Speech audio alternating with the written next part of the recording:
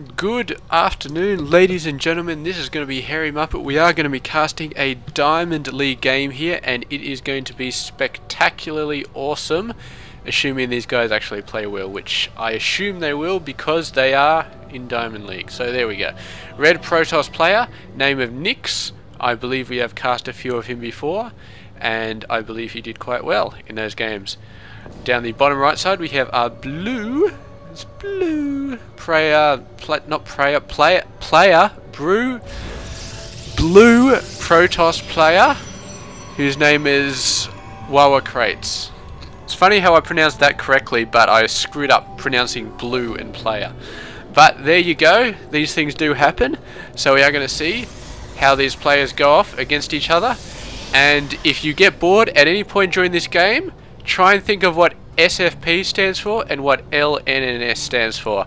I don't know why, but I have a funny feeling that SFP stands for something really dirty. I have no proof behind that statement, but it just seems like it would. And this seems like a, I don't know, but it seems like a lumber harvesting company or something like that. Some really sort of boring corporation that, I don't know, makes bookshelves for offices or something like that. Something really, I really don't know. Maybe we'll find out one day, but then again, maybe we won't. There's so many unknown things out in the world, and you can't find out about all of them, and you can find out about a lot of them, but sometimes it's just not worth it. So I don't know whether it's worth it to know it. You'll probably think, yes, I really have to know right the hell now, and half of you are probably Googling on your second monitor, if you're lucky enough to have a second monitor at this point.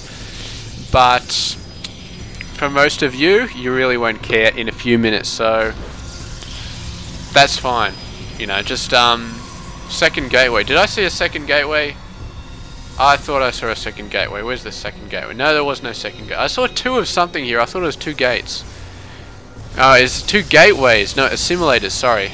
That still is a gateway. Gate is a gateway, and this is a simulator. So he's building two simulators going into a cyber core. So that's fairly gas heavy. Maybe we can expect a lot of stalkers.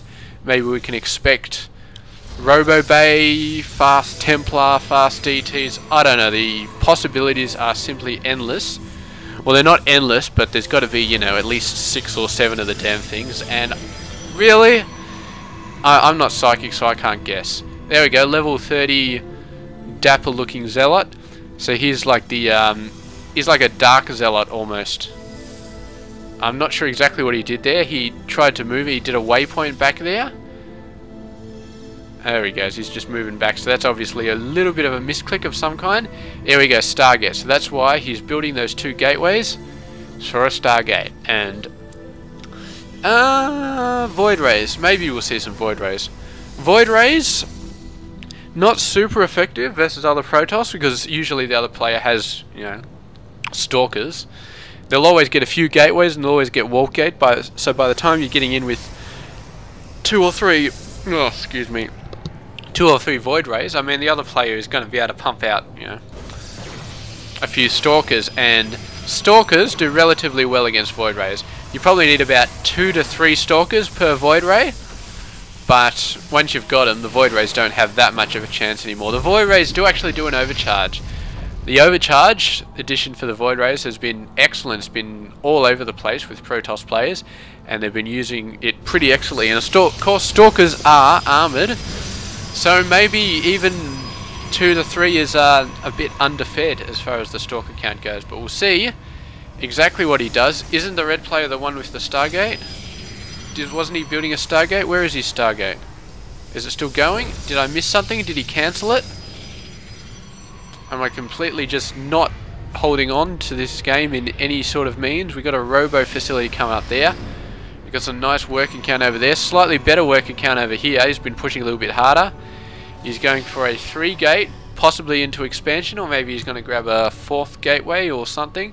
A little bit, I think it's getting a little bit late for a 4 gate though, when you start getting these sort of buildings. There we go, Dark Shrine. So that's what he's going for. He decided not to go for a thingamy-bob, a Stargate. But there we go, the probe coming in there, doing an excellent scout. He sees Dark Templar, and we can see an observer coming out straight away. Of course, it probably might have been constructing an observer anyway, because it's good to have, but it just went from good to have to absolutely 100% necessary in this game. And look at these pylons, both behind enemy lines in the other's direction, and they're probably looking across this gap at each other, and they're probably just like, look dude, you don't tell on me, I won't tell on you. I'm not going to take the base out by myself. I know you're not going to take the base out by yourself, so let's just be cool. And they're going to be cool until this guy is warping in stuff, and the other pylon's like, oh shit, there's DTs, there's DTs, alert, alert, alert, DTs incoming in the base. And the red pylon's like, god damn it, I thought we had a deal here, you're such an asshole. Anyway, here come the DTs. They're going to be pushed off extremely easily by this observer. He's even putting a force field down there to make sure he traps him. DTs are going to do a bit of damage, but not anywhere near worth their cost. So that gambit by the red player, I love that word gambit. It's such an awesome word. It's but you do so much with the word gambit. It's like, I don't know, it's like a bet, but it sounds cool, like you could be an adventure hero or something like that. Anyway, back to the game. These 5 stalkers and Mothership Core are making a very aggressive gambit into the red player's base. If they're good, if their micro is good, they should do very well here, because Zealots are slower and they can kite the hell out of them, and there's only 2 stalkers. But the DTs are can't. Oh, he's morphing them into an Archon. This is going to be interesting. Very, very rarely do you see Archons before the 10-minute mark of a game. So he's not wasting that Dark Shrine like a lot of players would. They would just say, alright, Dark Templars out of here, whatever. He's going to use this extra gas income, which would otherwise be wasted with just gateways. He's going to get some Archons out, and the Archons, I reckon, should be very good versus the Zealots. But he's still a little bit undermanned here. So he's going to have to wait. He's waiting for this warp in. Maybe get a couple more Archons out here. Maybe just a normal force of it. If he can afford some more Archons, it looks like he possibly can. 2 more Archons, at least 1 more Archon. I think he can afford 1 more Archon. He's supply capped. Oh, that poor bastard. There he goes. There's another Archon. This blue player is being very, he's not being a very gambity at the moment. He's not doing a very gambity sort of approach. He's just sort of being very timid, I suppose you could say, in his attack. Or maybe these guys are just lazy, or maybe he's just waiting for reinforcements. He is getting all these reinforcements, and I fully expect him to move in. There we go. Got these Archons coming in. We'll see how much Archons. They're going to rip apart the Zealots like there's no tomorrow, but the Stalker army is quite scary. So we'll have to see how these guys come off. These guys do bonus damage to biological. I do not believe the Stalkers count as biological, so there we go. Stalkers coming in. These guys might have won, but the battle was getting a little bit close, and I am not going to say at all that it was a bad move for him to move out there. I'm not sure if he can continue pushing in though, but I'm not sure that he needs to. He's doing exactly a good thing by getting his expansion, and I would not be surprised to see him kind of duck in there and sort of push this Nexus back. But the red player is going to move out to defend it. He's going to push the blue player off, and this Archon army is starting to get a little bit scary now. A couple more Archons and the red player will be firmly in control of this battle. He's trying to do a bit of kiting and stuff like that, but the Archons do so much damage, it's very, very hard. And the Archons have a range of 3, which is a bit less than the Stalkers. Only half of the Stalkers' range, but the Stalkers want to shoot as well, and when they have to shoot, they're standing still. The Archons are still moving, so extremely hard. I don't know if it's even possible to kite an Archon with a Stalker. I'm sure it might be possible, but you'd have to shoot like once every 12 minutes or something to actually keep in front of the Archon. And the Archon's movement speed, 2.81 versus 2.95, so they're not slow. I mean, they're very fat, but I mean, they're gliding around quite a bit, so they're not slow in the slightest. I guess they don't have much friction going on. It doesn't look like they're a very frictiony sort of thing going on there.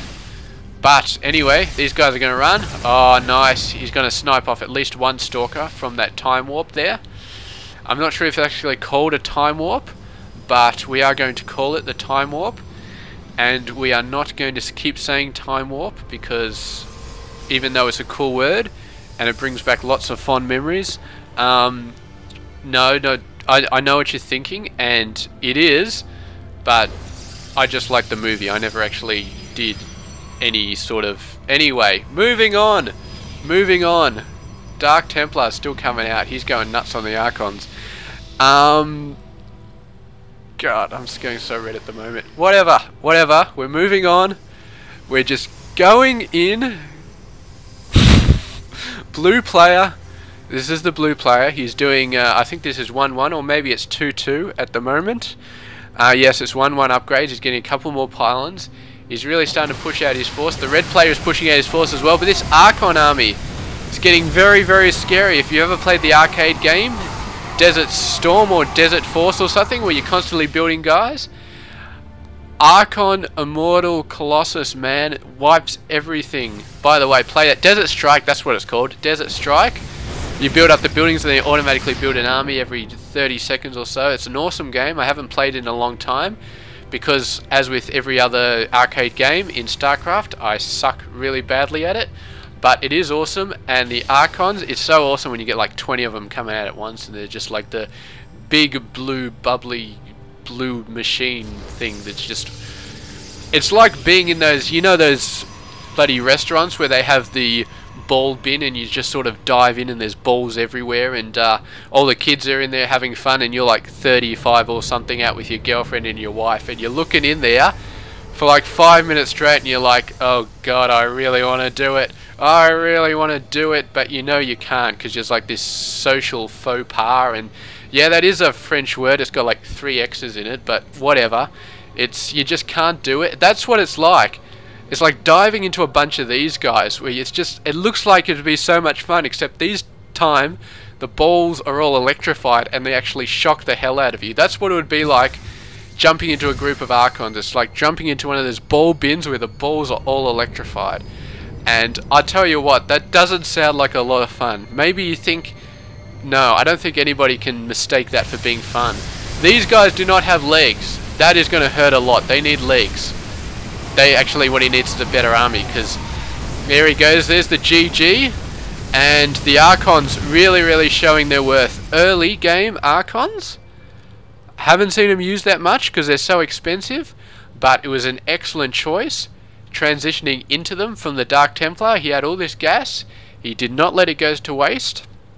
He went in with the Archons, he pushed out, he got his expansion down, and yeah, I'm gonna go out there and say the blue player could have done a little bit better with getting his army out. He was going for some upgrades, and that probably held him back a little bit. But I'm gonna say he could do a little bit better. I'm not gonna say he screwed up. I'm gonna say he definitely, even if he did a little bit better, I still think he would have lost. But yeah, that army just fell over way too easily, and I thought he could have had a better army at the end. But 99% of the credit for that win there goes to this choice of Archons. And you got Void Rays as well. Mixing in Void Rays wasn't a super awesome job, a super awesome choice back in Wings of Liberty, mixing in Void Rays with your army. It's starting to be a very good choice. You mix in a couple of Void Rays, you go up against a lot of Stalkers, bang, activate the overcharge on the Void Ray. Is it actually called overcharge? I'm pretty sure it's not called overcharge, but I'm pretty sure that if I'd say overcharge, then you know what I'm talking about, because you know, you guys aren't stupid. So if I say overcharge, you know what I'm talking about. It's the thing which does extra armor damage, and I apologize in advance if there are some stupid people out there who are proud of being stupid. I didn't mean to offend you, but of course you probably didn't understand what I was saying, so that's cool. For everybody else out there who's not stupid, we're still cool. Anyway, moving on. This is a pretty sweet game. Love the use of Void Rays in the army. Love the use of massive amounts of Zealots with the Archons, because he didn't really sponge all over the whatever. I was about to say a word, I didn't say a word. We're not going to say that word. I'm trying to think of a replacement word. I can't think of one. He didn't spend a lot of money. I was trying to think of a word for spending a lot of money, and all the sort of wrong words came up, and I'm not going to say any of them because I will get banned, and that would be bad.